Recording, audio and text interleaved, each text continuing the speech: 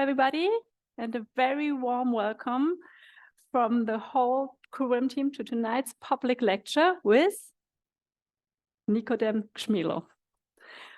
We published this event, and within not even one working day, it was fully booked. And I guess it's not because you assumed that we were playing funny Christmas carols, but because you really wanted to see Nikodem. And then I prepped this introduction. I thought, oh, what a pressure.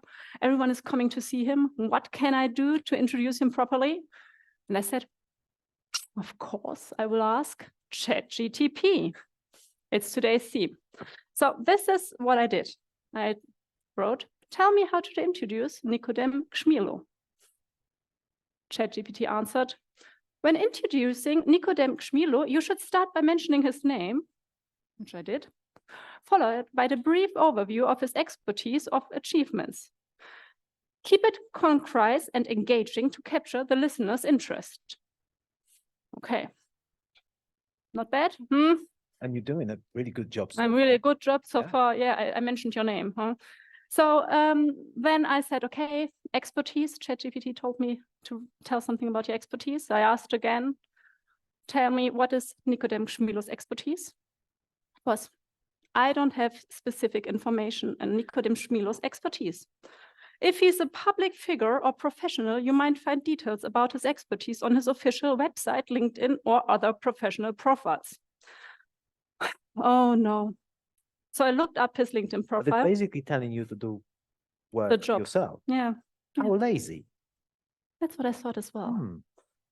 But maybe ChatGPT thought that I was lazy. I don't know. But the profile stated that your expertise is data analytics, economies, research, statistics, and real estate. These are your top skills, apparently. It's pretty accurate. It is. I then went on and asked, what are Nikodem Szumilo's achievements, as it tells me to tell you something about his achievements? What did ChatGPT tell me? I'm afraid I don't have specific information on Nikodem Szumilo's achievements as of my last update in January 22. So I thought maybe ChatGPT is a little bit outdated. So I did the job myself, and I found that you studied at the University of Manchester Accounting and Finance and at the University of Cambridge Real Estate Finance, where you also passed your PhD. Pretty impressive, isn't it? That I passed. And you passed, and that you did it all. In parallel to your academic success, you were teaching associate at the University of Cambridge. You founded and directed Housecast, where you forecasted house price growth. And then you moved as a fellow and deputy director for the Masters in Real Estate Economics and Finance to the LSE. I'm still impressed. Currently, you serve as an associate professor at the UCL and as a director at the Bartlett Real Estate Institute. All of it is correct. There you go. I then tried to be engaging. You know, ChatGPT told me to make an introduction which is engaging, and to try to find any fun fact about Nikodem, but I just miserably failed. But when I saw him tonight, I said, hey, you're wearing a funny tie. And he was like, hey, this is not a funny tie. This is my lucky tie, and this is my sporting tie. I used to be sporty, and I used to be a rower. And then I thought, hey, this could be funny. Maybe this is of interest of you, and maybe afterwards, when we have our upper, you want to engage with Nikodem about rowing. Cambridge, Oxford, I don't know. I was not allowed to say how the outcome was. Thank you. I know. So I just let the lecture speak to you. I hope you find it interesting. Please note that Nikodem is also giving a lecture at the MRS of CUREM. And if you might be keen to learn more about what studies at CUREM can offer you, you have maybe seen at the entrance that there are some brochures here. Maybe you want to look up online courses where you can continue your expertise in the real estate field. I'm now looking forward to your lecture, Nikodem, and we will follow up afterwards with Alice, who is co-directing the CUREM with me, and myself with the Q&A, and I'm really looking forward to this. The stage is yours. Thank you so much. Thank you so much for the introduction, and thank you for reminding me of my glory days when I actually was fit and was able to make claim to a a sporting achievement. These are not my slides, by the way. My slides start here, so I wasn't planning on showing you my face on the big screen. Don't worry. I was planning on talking to you about AI, which is work that started maybe at the beginning of this year, out of fear, mostly.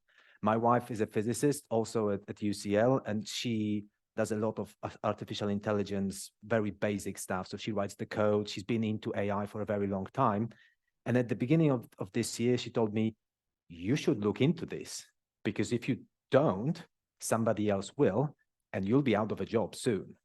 So I did look into it. And you know what? It is fascinating. And I swear, I can't remember the last time when I would just sit at a computer, try something new, and then take a couple of seconds to just enjoy what was happening, because it was so impressive. Sometimes I literally just laugh out loud looking at the screen, something that took me months to learn as a PhD student years and years ago. Right now, my students learn in minutes. It's terrifying, but also so exciting. So today, what I'm going to try to do is I'm going to try to show you some stuff that is a little scary, some stuff that I think is super exciting. And towards the end, I'm going to try to inspire you to do something with it and to use it yourselves. So I hope that sounds like fun. I'm more than happy to answer questions throughout the session, but I think there is going to also be a Q&A at the end. So if you have any questions, you can also hold on until the end of the session. Okay, AI has been all over the news. I don't have to tell you that it's been all over the news. It's been everywhere since maybe a year ago.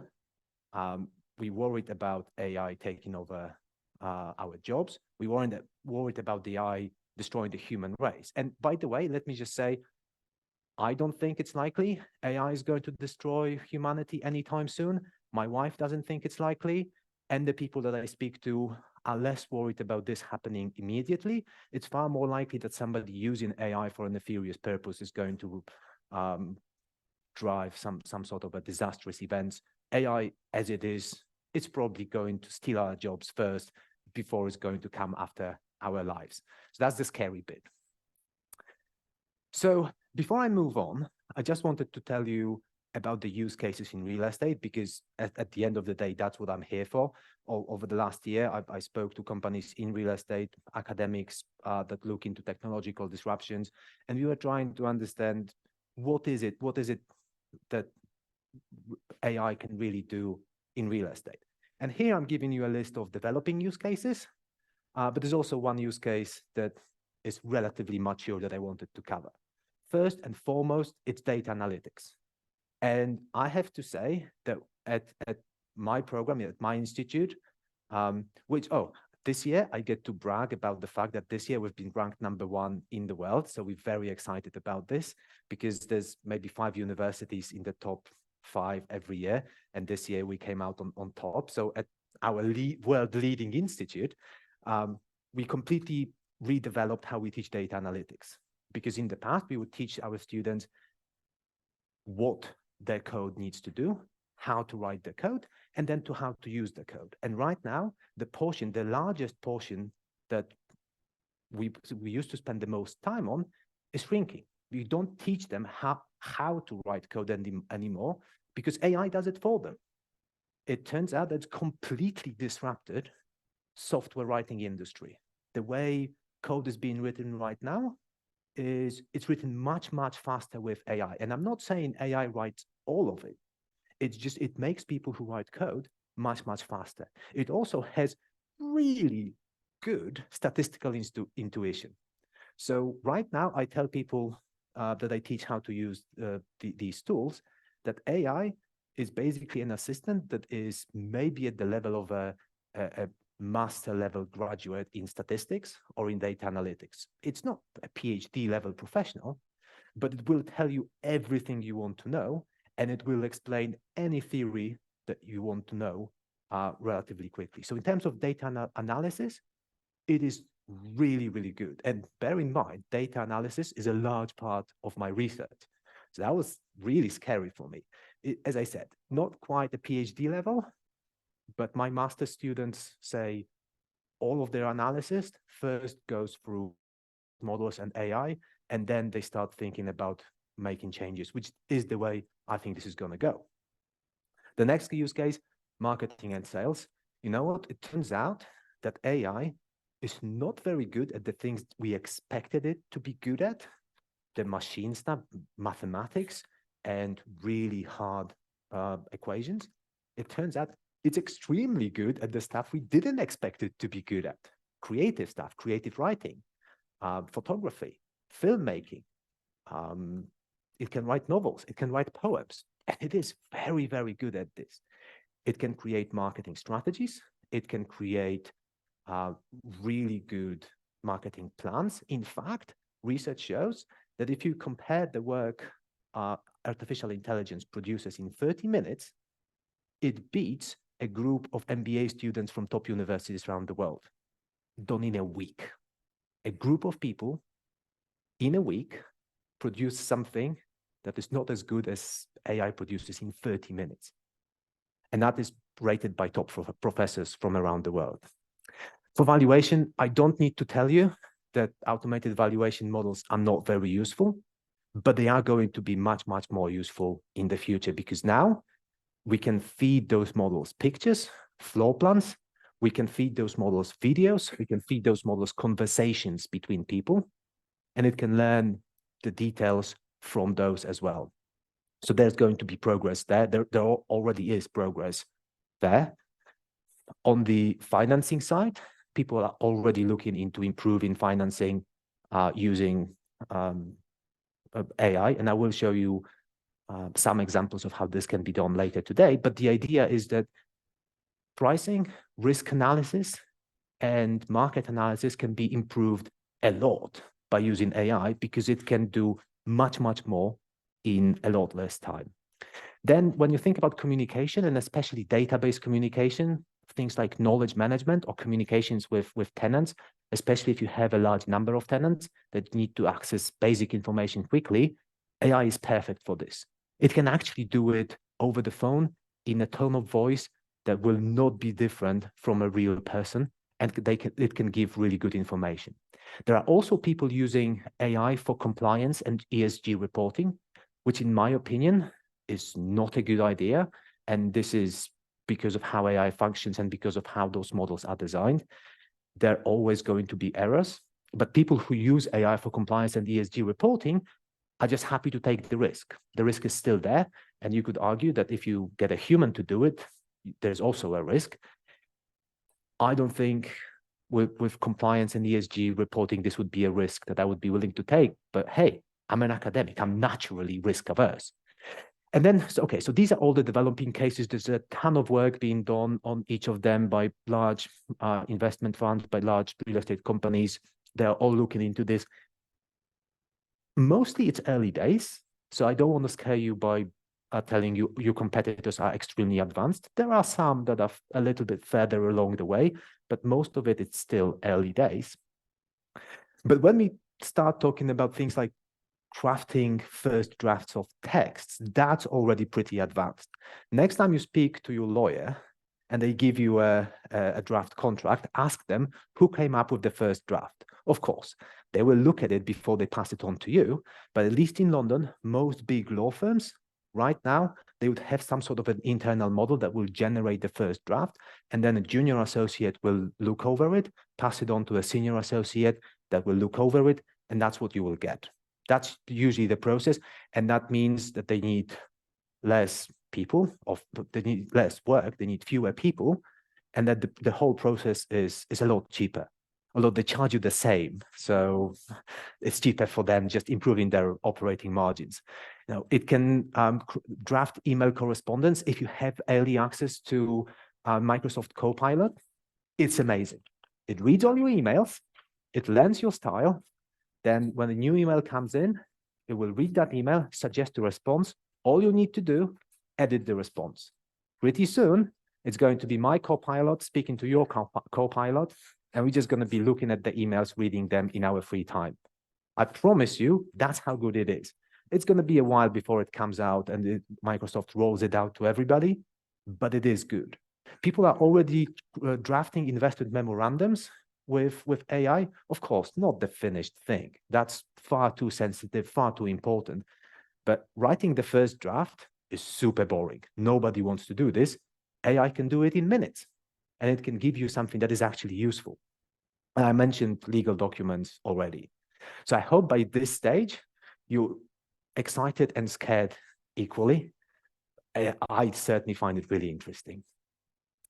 But hang on a minute. So I want to take a step back, because AI, at least my wife tells me, has been a field that has been developing really quickly for the last 2 decades. So most of the code, or most of the mathematical formulas it's based on, date back to 1970s, 1980s. So why are we suddenly talking about AI like it's a new thing and suddenly everybody's super excited? Well, it's because we now have this new, really interesting type of AI called generative AI, which can create genuinely new content, be it text, images, files, whatever else, something that didn't exist before.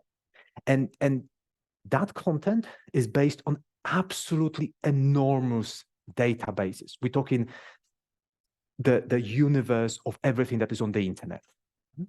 And it only recently became possible, technologically feasible, for us to crunch that data in a computer model. And once we teach a computer model all of that data, it can then replicate patterns that it sees within that data. Make no mistake, when I say generative AI can create something genuinely new, all it's doing is it's replicating the patterns it's seen before. And there is a philosophical question about, okay, well, hang on, how does real human creativity work? Is it generative, or is it replicating things that it's seen before? People say that good artists borrow, great artists steal. Well, I guess ChatGPT is stealing a lot from very good artists. But the point I'm trying to make is that we've had some recent breakthroughs in the technology that is driving all of this. And to me, the biggest breakthrough was that we can now use natural language to communicate with computers. And that is a game changer, because people like my wife, who can code extremely well, could communicate and use AI for the various tasks for a very long time. But my students, who are not very keen on learning how to code very well, they can now just tell the computer what they want, and the computer spits out exactly what they need, or it can write the code for them. So the fact that you can now say things that you want and the computer just does it, that's a huge breakthrough, because machines now have the ability to understand natural language. They're also publicly available. For researchers, it was relatively easy to use AI. It has been relatively easy to use AI for a while. For the general public, it only recently became possible. And the quality of the generated stuff also improved so much. We've had models that write text for a while, but right now, the text is just really, really good. I mean, the recommendations on my introduction that Jessica just gave you were not very good. Can I ask which ChatGPT you used? The normal app. Was it the free version online? Yes. Okay, so that is over a year old. And I've never seen anything move as quickly as AI technology is developing.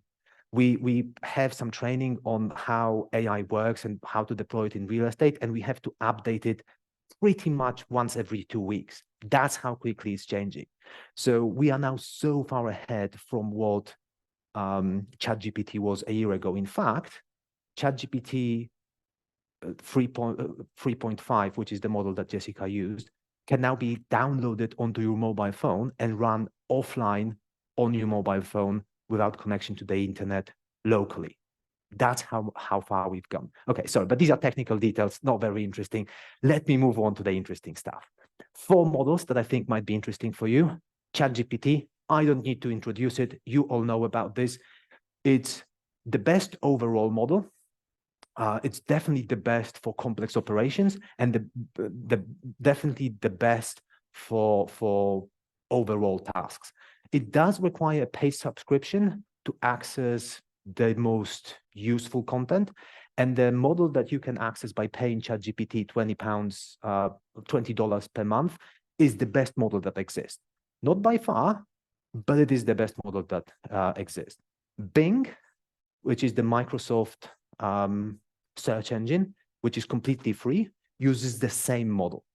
It gives you access to it slightly differently, but it uses the same model as ChatGPT. So a nice way to try a really good model is to just go to Bing and play with the best model that is available. It is designed in a way that gives you access to the search engine, so it's tailored for searching.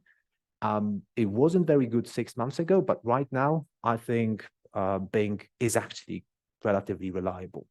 And then there is Bard, Google's AI, which is not very good. I'm really surprised to have to say this, but it was released maybe 6 months ago, and it's not very good. Recently, they claimed that they have a model that is as good as ChatGPT, and I'm very skeptical until I get to see it. I have to say, I'm not going to believe that they have something that can rival ChatGPT. So at the moment, Bard is something that a lot of people are talking about, but I don't recommend using it. What I do recommend using is Claude 2. A lot of it can be accessed for free. It's extremely good. It's extremely good at writing.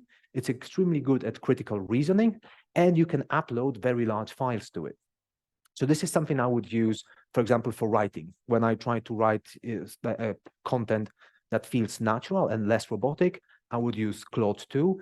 And I don't have a subscription for that because they give you really good tools for free. Okay, so at this point, you're probably thinking, well, it's probably difficult. It's probably expensive to develop this internally.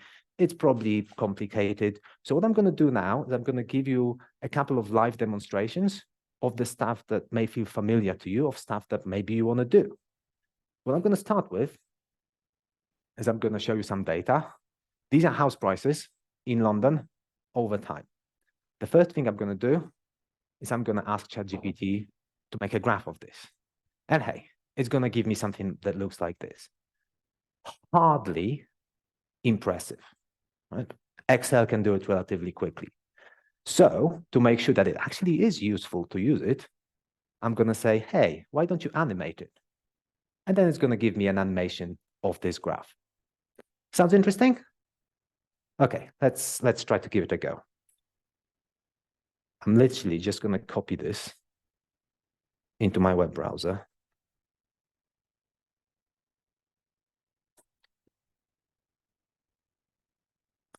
So you can see, oh no.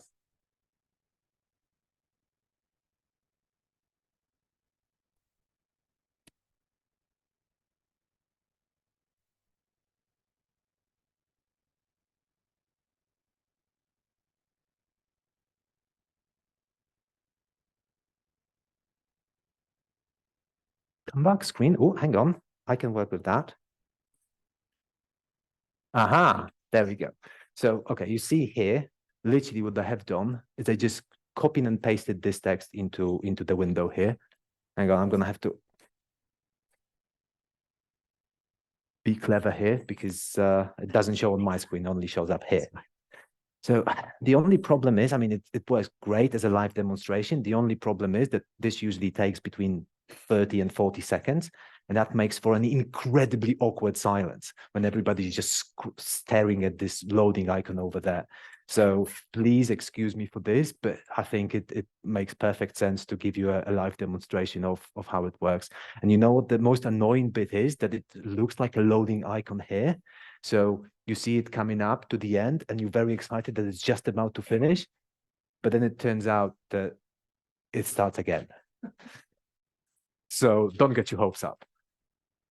There we go. Okay, so there's a graph, not very impressive because it's a static graph. I mean, hey, it definitely looks better than anything you get out of Excel, but it's not quite what we are after.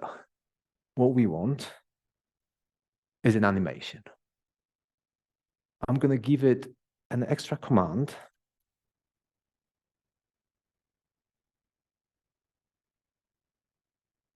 And the reason I give it an extra command is because it is trying to be a little bit lazy recently.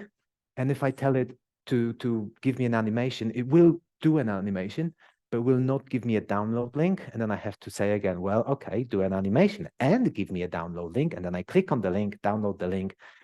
And it takes a little bit of time, which we don't have. The organizers have told me that I have to finish on time, and I'm going to be punished if I don't. So I am going to do my best to finish on time.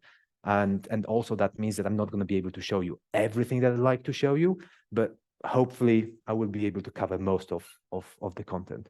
Oh, I think the animation is finished. There we go. Click on the link. And of course, I tried it just before the lecture, so I already have the file, but by the same name. Oh, sorry, it loaded on the other screen. But there it is. That's a little bit more impressive than just showing you a really simple graph, right? And we literally did this in 3 minutes. So that's how good it is. And now let me go back to my presentation and show you another really useful example. Look, we all do real estate. And by the nature of the industry, we use maps relatively often. And hey, human beings just like looking at pretty maps. Now, anybody who has ever worked with electronic maps knows that it's a massive pain to put them together. It's hard, it's clunky, it's difficult to get it to work. Well, it used to be, because right now, all my mapping skills are pretty much obsolete because my maps are now just being done by ChatGPT. And I'm going to show you in a minute just how easy it is to get something useful out of it. So I'm going to ask it for mapping 15 tallest buildings in the world. And it's going to give me an interactive map in which I can zoom or in and out. I can click on stuff, and it's going to do it live.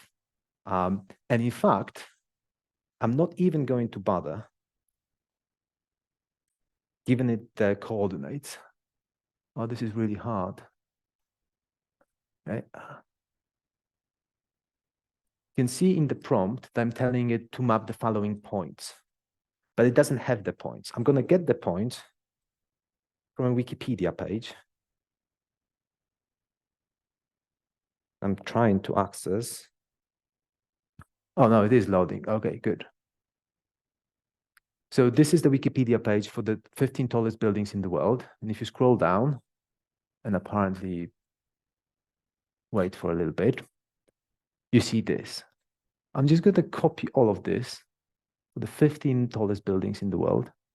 Oh, no, not 16. I mean, I could do 16, but it's really hard just turning around. I'm going to copy and paste it into ChatGPT. I'm not even going to bother formatting this. I'm just going to copy it. And it looks like this. And then we're going to wait. Now, the data that ChatGPT has been trained on, it's textual data. So if you give it badly formatted data, it will be able to read it, and it will be able to understand what the different elements of the data do. So for example, you can give it a PDF that has been designed to be read by a human, not a machine, and it will be able to figure out the content of that PDF relatively well. In fact, if you ever tried converting a PDF into an editable document, most of those converters use AI because that's the best way to try to convert something that is meant for a human to something that can be processed by a machine. Okay, so we're staring at the loading icon again, and I'm really nervous because it's cutting into my talking time, and I really want to move on. How are we doing for time? 20 minutes left. Okay.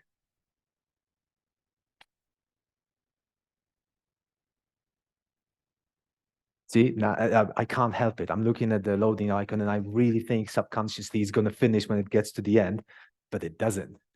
So hopefully it's going to finish off soon. We can also just move on with my content and we can come back to this in a second. Oh, no. Okay, so it's promising me an interactive map. Let's click on the link. And again, of course, I tried it before I started the lecture, and then we go. Don't believe me that it's interactive? There we go. We can zoom in.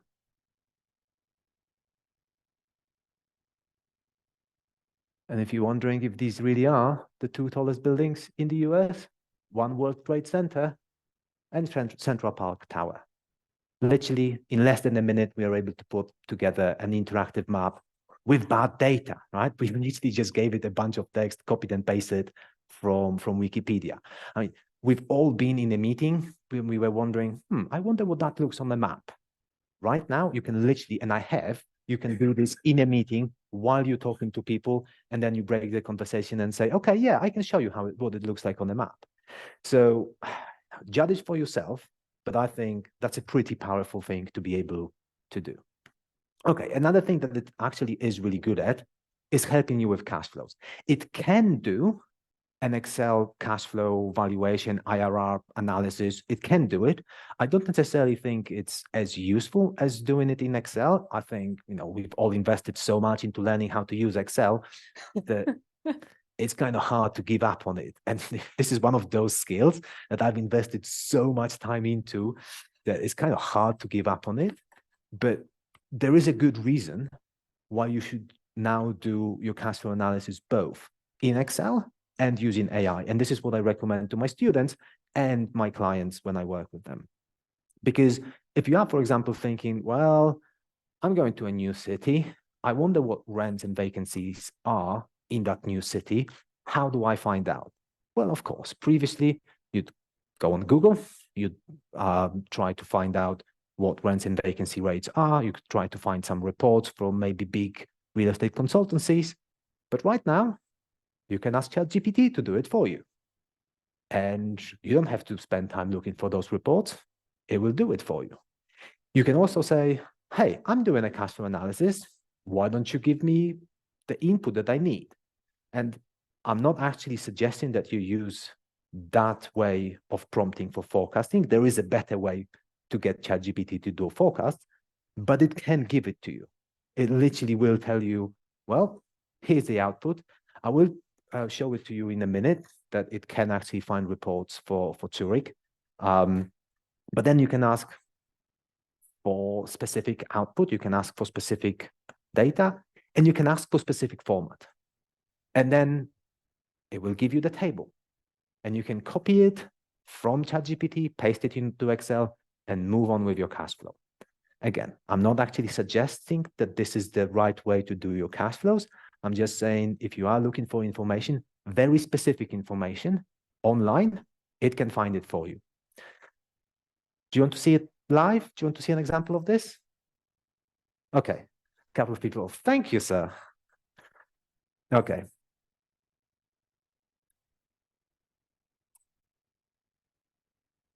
So coming back, I'm going to start a new chart.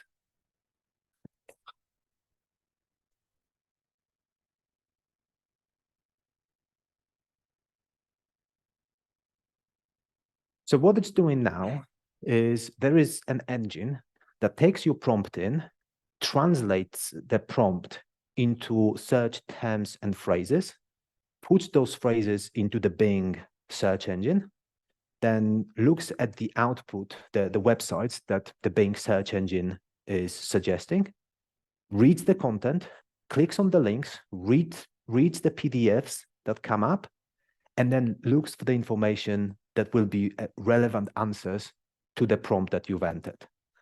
Depending on what you are looking for, we're talking maybe about 50, 60, 70 websites that it will scan before returning the answer to you. It will read the PDFs, read the report, and the most relevant one, it will report back to you. Now, the setting that I have it in is a setting in which I just want the factual information. I don't want it to make anything up. So hopefully it will give me the factual information, and it will also give me the links to the sources where it got this information from, so that I can double check and make sure that everything that it's reporting makes sense. Okay, so it's starting with overall availability rate, remained unchanged at 4.6%. Does that sound accurate? I guess I don't really know much about office markets in Zurich, so I would probably click on this link. It is a JLL report, Q3 2003. If you click on this link, it takes you to the website. And that's exactly what the website says. So It does the same thing for vacancy rates. Prime locations, 2.2. Wow, that's impressive. Rental prices between 870 to 925. Again, from JLL. Does that sound about right? Is this what you would expect? Okay. See a couple of people nodding. Availability in suburbs, much higher. Yeah, I mean, we see that effect everywhere around the world. Prime office, well, maybe except for the US. Prime offices in central locations are doing really well, but the further you move away from the CBD, the poorer the performance will be. Okay, but what we really want is we want something of a really, really, really simple prediction. Now, note that I phrased the prompt in a very specific way in which, and I said, I'm not expecting you to actually know this. Give me the best guess, because otherwise it will be lazy, like it was with Jessica, when it would just say, I don't know what the forecast is. It's your job. Do it for me. But I wanted to be able to generate this to give me an idea. And it's giving me an idea of, steady trends, vacancy rates in prime areas being low, with a general declining trend overall. And the last thing I want to do is I want an output in a simple table that I can copy into Excel.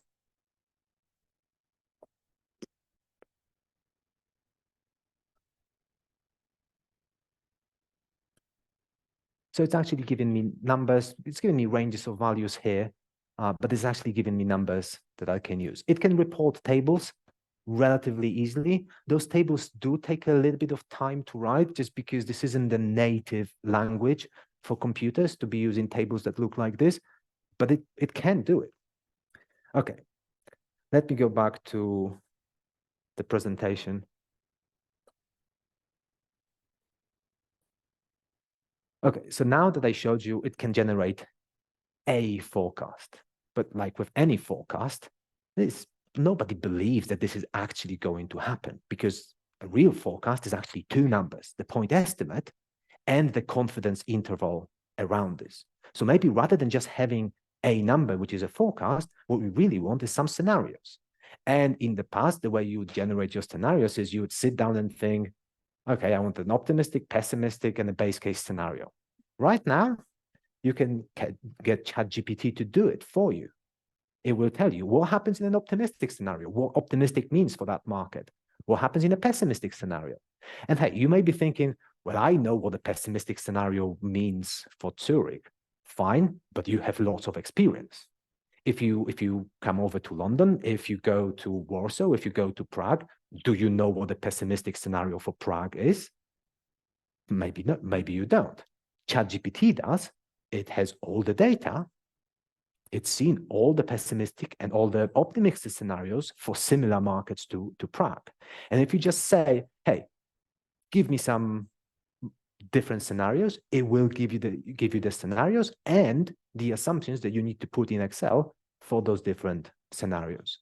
And honestly, for risk analysis and for scenario analysis, AI is mind-blowing. It's a game changer, because right now you can have a conversation with the model that you've built. So imagine that you've built an Excel model, and now you can have a conversation with it. You can ask, okay, what do you think are the strengths and weaknesses of this property?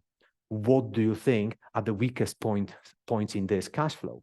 What assumptions are the most important for the outcome that we are focusing on? And again, nobody actually believes that the cash flow IRR the IRR we get out from the cash flow is what the investment is going to yield. But hey, we need some sort of a confidence interval, right? So right now we can have a conversation with ChatGPT about what it means, what different assumptions mean. You can, if you're worried about interest rates staying higher for longer, but you don't quite know what it means. And hey, it's been a while since we had to worry about high interest rates. So chances are many of you have forgotten. I know I have. So, many people have forgotten about what high interest rates feel like. You can have a conversation with ChatGPT. You can say, hey, if they're going to stay higher for longer, what does that mean for this specific cash flow? And you can come up with any type of a problem, and you can ask. You want the Monte Carlo simulation? You want the probability distribution of your IRR? You can get it at the flick of your fingers. And you can do it in Excel. It takes a while. It's a little clunky, and you don't necessarily get what you want. In ChatGPT, it takes less than 3 minutes to get an IRR distribution in a Monte Carlo analysis. So that's the technical stuff. And also it can make the assumptions about distributions of the variables automatically, because it knows the distributions historically. So it understands what those things were in the past. But that's the technical stuff, right? Visualizations, looking at data. 5 minutes. I'm very sorry. So I'm going to have to rush through the last couple of slides. And I'm going to blame ChatGPT being slow today for the fact that I don't have the time to cover everything. Okay, so you may have seen this report. It's a report from ULI, came out maybe a month ago, 78 pages. It's December. Really interesting report, but in December, nobody in real estate has the time to read 78 pages of a very long report. So what you can do is you can ask ChatGPT to give you a synthesis of what's interesting for you. It will actually give you a synthesis, so it will name the points that are interesting for you if you are based in Switzerland. But you can also ask it for recommendations. And I've tested this with people in the industry, and it gives really good recommendations. If you want something creative, if you want something off the beaten track, you do need to prompt it a little bit more. But as a baseline, it gives you really good recommendations. But you can prompt it more. You can ask it to be more specific. You can ask it to be more concrete with the answers. And it actually does give you something that is really usable, actionable. And again, in this point, I don't think you'll find this particularly groundbreaking. But if you are in the market and you disagree that this is something that would be a viable investment in Zurich, then you should probably argue with the authors of the ULI report, because this is what ChatGPT is pulling from that report and translating into investment recommendations. Okay, so then I'm really quickly going to rush through the summary of what I think this means for people like us in real estate, because there are going to be 4 areas of our work that are going to be affected. First, how work is being done. Second, what work is being done, who does the work, and who captures the value. How work is being done is going to be changed forever, because virtually everybody is going to be affected by automation, and everybody's work is going to change and become much faster. AI is not going to do all of our jobs for us, and it's not going to replace us, but people that do know how to use AI will replace people who don't. Now, what work is being done is also going to change, because we're going to focus a lot more on deciding what AI needs to do and how to use that information, and a lot less on actually doing this stuff, which is the bulk of the stuff that we do now. With Copilot, imagine that you can save 80% of your time on responding to emails. I mean, I maybe spend 3-4 hours a day responding to emails. If I can get rid of 3 of those, I free up 3 hours a day to do other stuff. And sure, those responses are not going to be as good, but I can live with that. I can live with a drop of quality of my emails of 20% if I free up 3 hours of my time. There's going to be less time for analytical work, which is scary for me. I'm an economist. My papers take 3 years to write, 2 years to publish. So it is hard, but there is going to be less time. People that do the work are going to change. I sat down with people that do economic history, that look at disruptive technologies and how they affect work. And usually what happens is there's more work for juniors, more work for seniors, but the middle hollows out, because the middle managers are being replaced by automation, usually. And then people who capture value, of course, data owners. A lot of AI still develops a lot of value from data. Senior decision makers who know how to use AI, they're going to benefit. people who know how to use AI and who are AI experts, they're going to capture a lot of value as well. The way I think about real estate is on an enterprise level, it's incredibly slow to adopt innovation. It's incredibly opaque, and it's incredibly old-fashioned.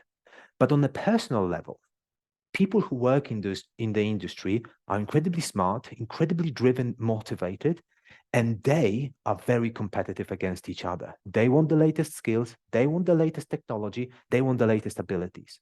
So if you are worried about becoming obsolete on a corporate level, of course, that is a risk.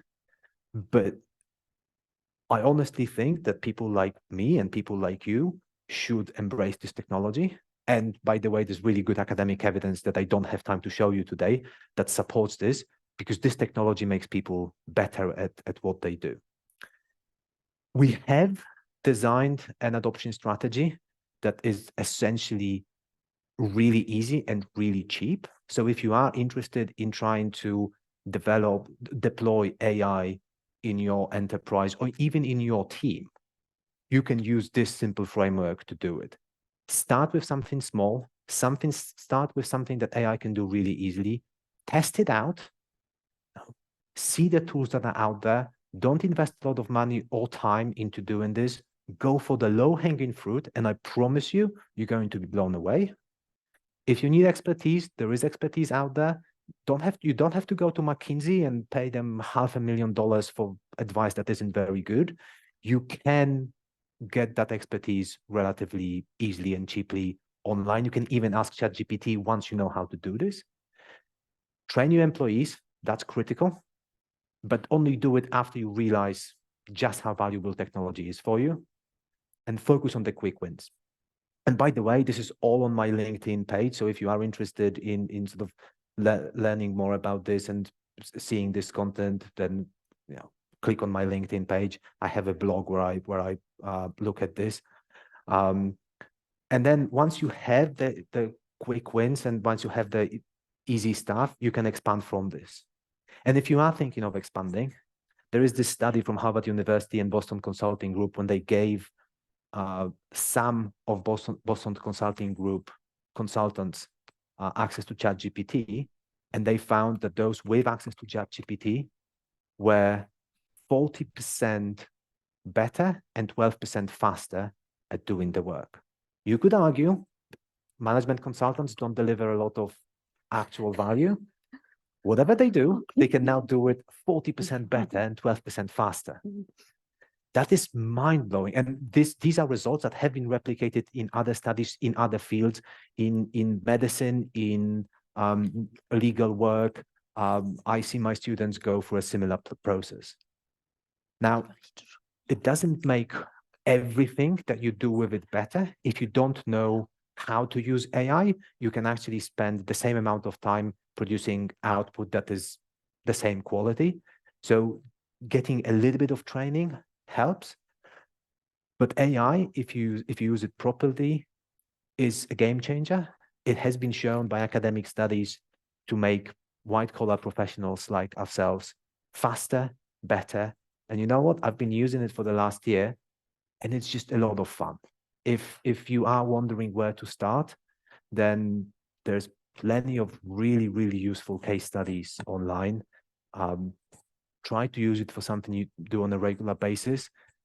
Initial results may not be as encouraging as you want, but there is a little bit of skill that you need to build in order to get to the level where you use it every day. I am never going back to a world with not using AI, because everything that I now do, the research, the teaching, the admin, is now powered by AI, and I can do more of it in the same amount of time.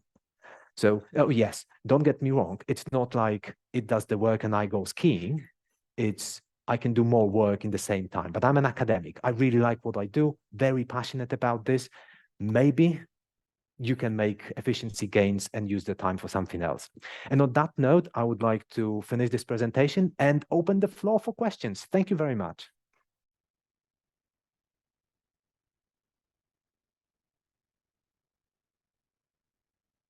Well, thank you very much, Nico, for this fantastic talk.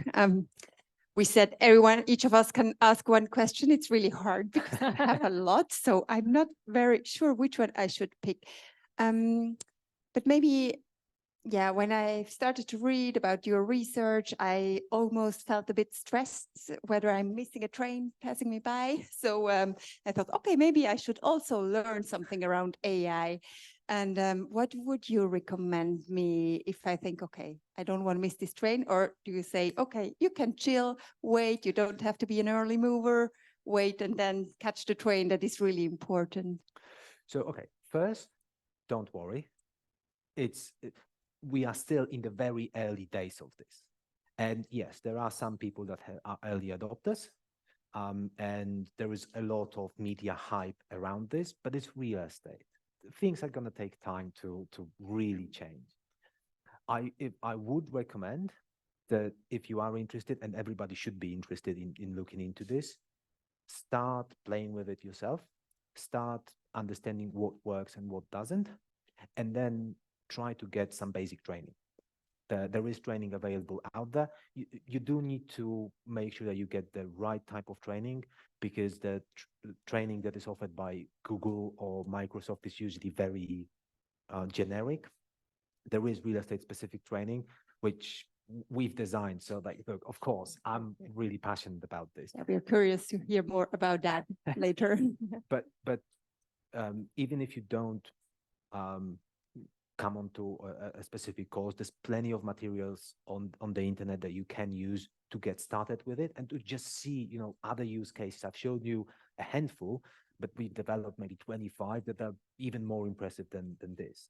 So those are out there. If you miss the train today, you will have to catch up with it eventually. And in a year, it's going to be much, much harder to catch up with it. You'll still be able to do it. And it's not like you're going to have a choice. But it's going to be much, much harder. So think of a really quickly developing field. And if you start now and stay on top of the development, it's easier to keep up than let the field develop for a year or a couple of years and try to catch up then. But there's no reason to be stressed. This isn't supposed to scare you. This is supposed to excite you. I find it really interesting and really exciting. And although at the beginning I was scared, I transitioned into being excited now that I know more about the technology. Yeah, cool. Thank you. Please come in front. Join us here, maybe. Okay. So we're not. Is this like better? I spent the whole time standing on the other side. It's perfect for the presentation, but just now for the Q&A, so people can see you can be in the middle of it. I don't know. I felt quite good hiding behind the light. Hey, Nico, something caught me. You said like writing investment memorandums. No one likes to do it. ChatGPT can do it. I used to do it for a couple of years myself. Now I'm asking myself, which kind of jobs do you think will become obsolete in the near future? Because did you enjoy it? Did you enjoy writing? Yes, I did. Even the first draft? No, the identical snap that goes into every one of them? Probably not. So I'm not saying that ChatGPT will write the whole thing. Yeah. I certainly wouldn't recommend trying to get it to write the whole thing. But we will make the process much, much faster. So if you enjoyed it, then what ChatGPT essentially does is it lets you do the bit you enjoyed, just do more of it, and then just stop enjoying it. In consequence, what you're saying is that you need less brokers because you need less people writing these things that they used to write before. You need less brokers, you need less valuation experts probably. Again, no need to panic. There's absolutely no need to panic about this. So when spreadsheets came out in the EU, and look, I spoke to economic historians. When spreadsheets came out, around 400,000 jobs in bookkeeping were destroyed in the US alone, but 600,000 jobs in accounting were created. So the point I'm trying to make is shifting. It's going to shift. Now, but in which direction? Well, that's an interesting question. I haven't spent a lot of time thinking about this, and I don't have an answer for you. I certainly think that it's going to shift in the direction of people that have the skills. How the skills are going to be applied, it's difficult to say at the moment. I think it's early days. But thank you. So you think we can still do real estate in the future? I don't have to switch to moderation. No. Okay, good. Everyone. No, real estate is not becoming obsolete as a field anytime soon, at least not for those of us who understand how to use AI. If you are a software developer and you don't know how to use AI, you are already out of the job. The people that know how to use AI are much faster, much better, and they cost the same as you. So, Thank you. Yeah. yes. Now we would like to open the floor for the audience who would like to ask a question. Jörg. I have a question about privacy. You know, you show all these intriguing methods to analyze data. I have some data, but I'm worried if I put them on ChatGPT, what happens to them? Who has access? You should be, because so the ChatGPT license that I have is the license that ChatGPT promises me that they won't use that data for anything. And of course, you can say, oh, I don't really trust ChatGPT and OpenAI. At the moment, if you buy the enterprise subscription, they offer you the exact same type of security as Microsoft Cloud. So if you do use Outlook and you trust Microsoft with all your emails and data, it makes no logical sense not to trust OpenAI. And by the way, Microsoft doesn't have the best record of keeping that data secure. But if you are extremely worried, say like large real estate companies are, or large investment funds, or if you work with high net worth individuals who are really worried about their private data, you can actually do all of this stuff locally on your machine. You don't send any data out to the internet. You do everything on your local machine. You can do it. My wife tells me it takes 3 minutes to set up for somebody who knows how to do it. So if you are worried about privacy, there are different stages of things that you can do to make sure that you protect the data and the confidentiality of everything that you have. Does that help? Thank you. Other questions? Alice? It was reported that AI can hallucinate. Yeah. Is that a problem, and how do you mitigate? Okay, it is a problem and it's never going away. The way the technology is set up is it will always hallucinate. There are different ways to try to deal with it hallucinating, but okay, so hallucinating means saying things that aren't true. So basically making things up. So the way I presented it to you is I showed you the outcome of an internet search. It gave me quotations and it gives me citations from the sources. So I clicked on the sources. And the only way to make sure that there are no hallucinations is to do fact checking. And of course, it's a risk that you have to agree to take while you use AI. And there are different ways of trying to mitigate hallucinations, but there is no way to solve it. And there is no technological possibility that it will go away in the near future. So if you are writing an investment memorandum, you still have to read it. I'm sorry, but you still have to read it. It takes a lot of time to fact check. Yeah. So I don't think that what AI is doing is it will do the work for you. It will just make it much faster. It takes less time to read it and fact check it than to do the research, write it, and then make sure that it's actually correct. And it's not, and this is why, this is exactly why I don't think it's a good idea to use it for compliance and ESG reporting, because you never know if it's 100% correct. And with compliance, if you miss that one important bit, you can be in a lot of trouble. But people are using it, people are taking the risk, and I haven't covered hallucinations because I didn't have that much time, but you're absolutely right, it is a problem, one of the problems with AI that we have to worry about. There's not easy solution like I can use another tool to fact check the other AI. So this will mitigate the problem.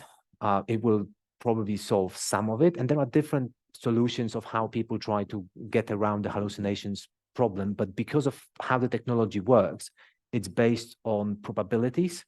And that means that you have a high probability that what you see is correct, but you never have certainty. You could argue you have the same problem with humans. Right? People make stuff up all the time. How do you know that what I say is factually correct? The only way to find out is to do the research yourself. But if you were going to take it to an investment memorandum or to a client or to somebody where what you say makes sense, you would always double check it to make sure that it makes sense. You could always cite me and then my reputation would suffer. So that puts pressure on me to make sure that I'm factually correct, but you can never be 100% certain. Does that help? Thank you. Well, that's not a good sign. Did you not enjoy the presentation?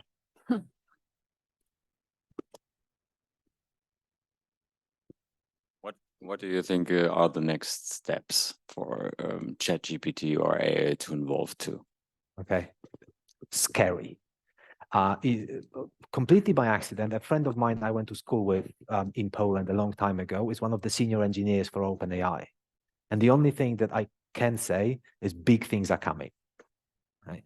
What we have seen so far is nothing compared to what we're going to see over the next year or two.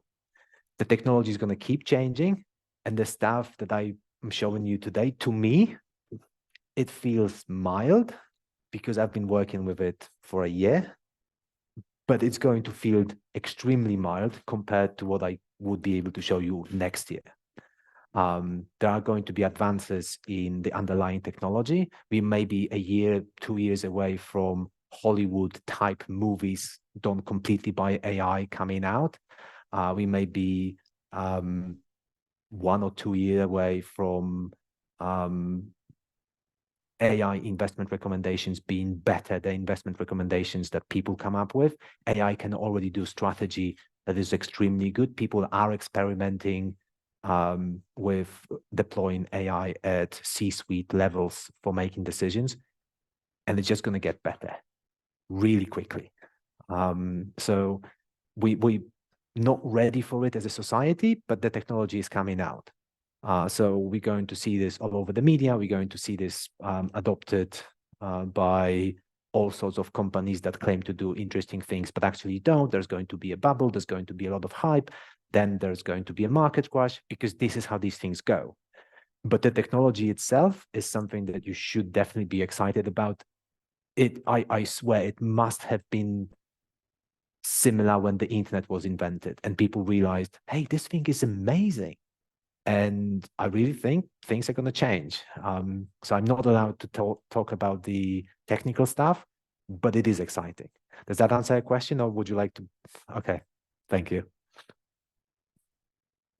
Maybe I have a question coming to this point. How do you think it will influence the distribution of wealth around the world?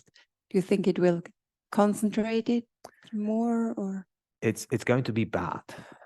It's going to be bad because the way the technology is set up is the people who control the data and the algorithms are going to benefit so much more than everybody else. And we've seen this with pretty much any automation technology that came out in the history of the world. It makes wealth inequality worse. And this is going to be much, much worse. So that's the terrifying part of this revolution. It has nothing to do with the technology. It has more to do with how our economic system is designed.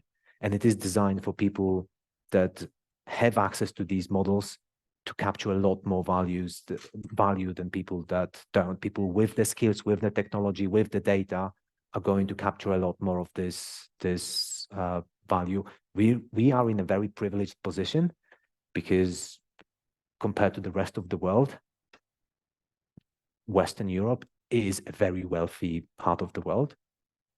But I think that there are parts of the world that are going to really suffer because of where economic activity is now going to concentrate. And I don't have a good solution for this. I don't know how to solve it. This is not something I'm competent on, but we definitely expect wealth inequality to get much, much worse. That's a really good question, and I'm sorry I don't have a better answer for you. Thank you. So maybe one last question.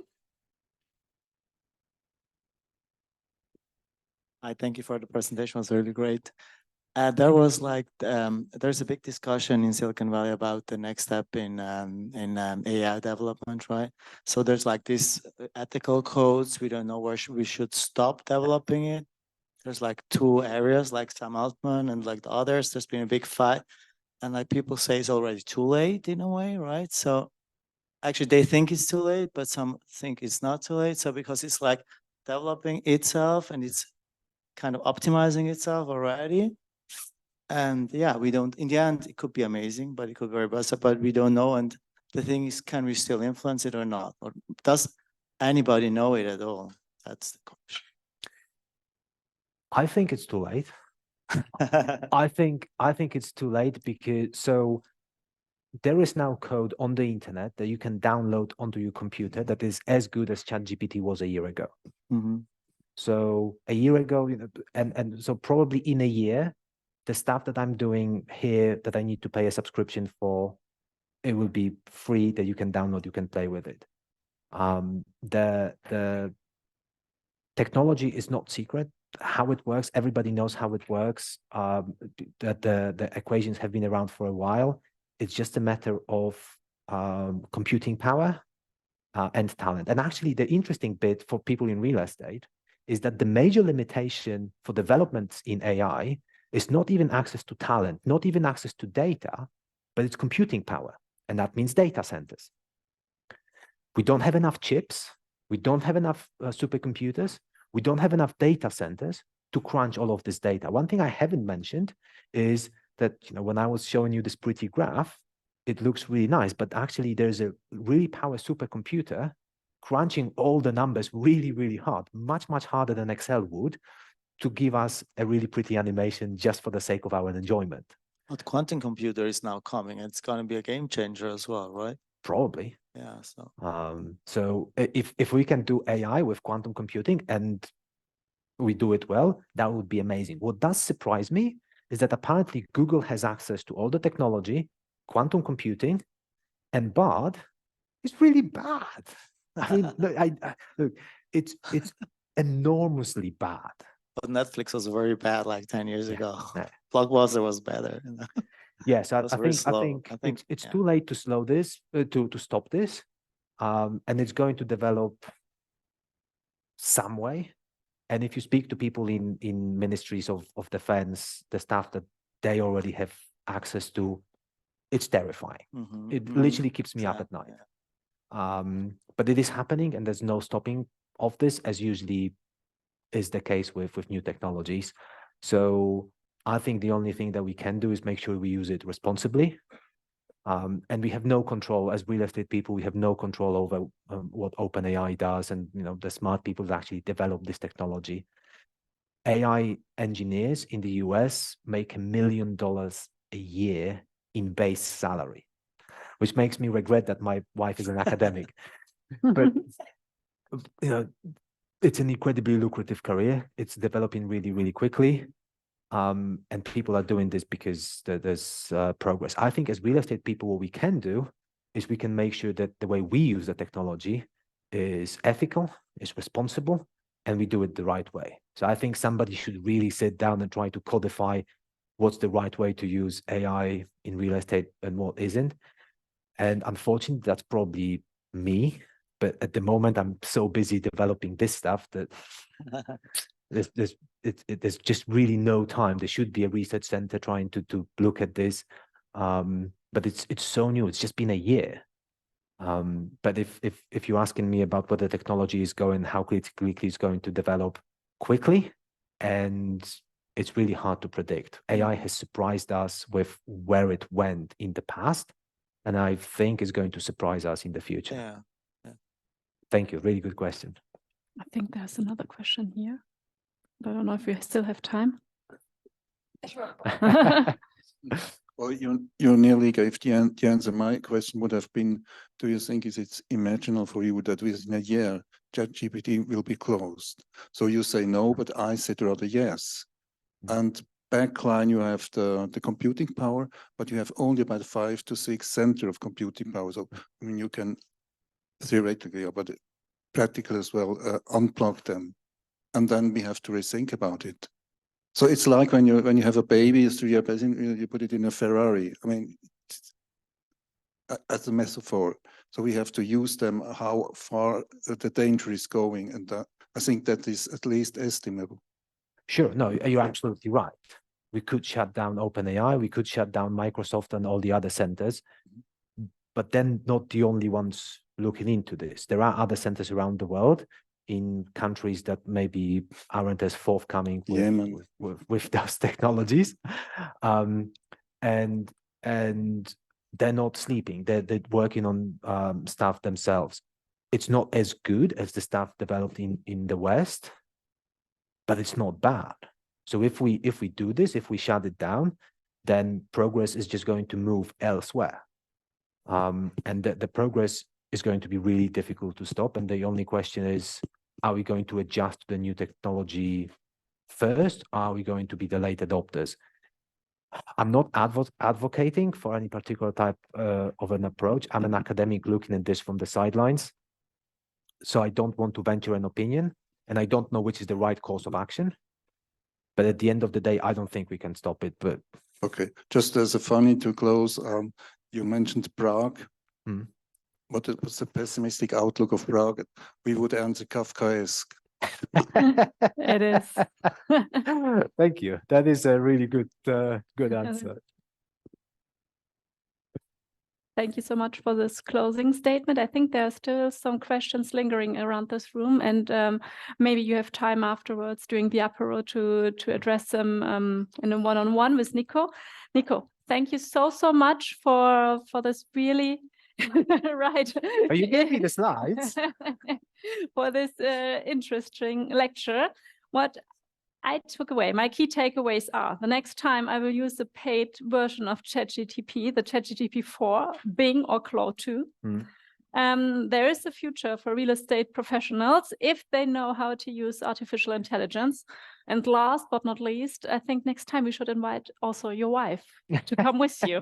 So thank you so much. And everyone, enjoy the apéro, which is coming up next. Thank you very much.